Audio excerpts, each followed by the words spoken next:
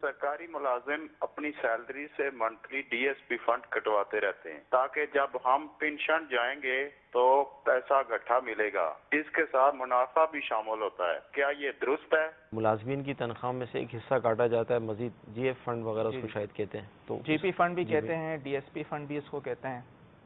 तो ये सरकारी मुलाजमीन की तनख्वाहों से ये काटा जाता है। सही है। कुछ हिस्सा तो लाजमी तौर पर, जबरी तौर पर काटा जाता है।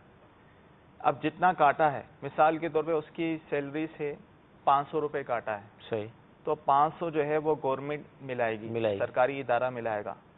तो अब ये किसी कारोबार वगैरह में किसी जगह रखवाया जाता है, उससे उनको मिलता है नफ़ा। ठीक है, वो इनको रिटायरमेंट वगैरह पे जब वो होते हैं, जब मिलता है। तो जो इनकी तनख्वाह से कटा है 500 रुपये बिलफर्ज, और जो 500 गवर्नमेंट ने मिलाया है, ये तो मुलाजिम का हक है। ठीक है, ये उसके लिए लेना बिल्कुल जायज़ है, जहाँ चाहे इस्तेमाल कर सकता है।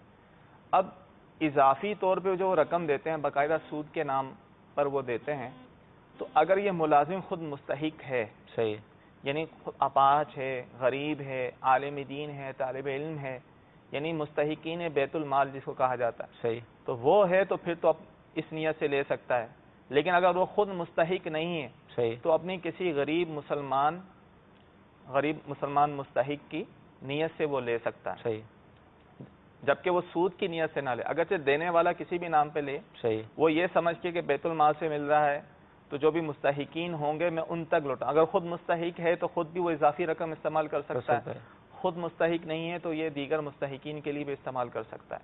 और इसमें जो इजाफी रकम मिल रही है, ये किसी अजनबी को ही सदका करना लाजिम नहीं है, सही, अपने किसी करीबी रिश्तेदार को भी तो वो दे सकता है। तो जो ये तफसील मैंने बताई है, दोबारा खुलासा ये कि जो इनके तनख्वाह से, सैलरी से कट रहा है वो, और जो गवर्नमेंट मिला रही है वो, इनके लिए मुलाजिम का हक है, इनके लिए लेना बिल्कुल जायज़ है। ठीक है। और बाकी जो इजाफी रकम सूद के तौर पे मिल रही है, तो अगर खुद मुस्तहिकीन में से है तो रख सकता है, वरना किसी ज़रूरतमंद मुसलमान को देना होगा।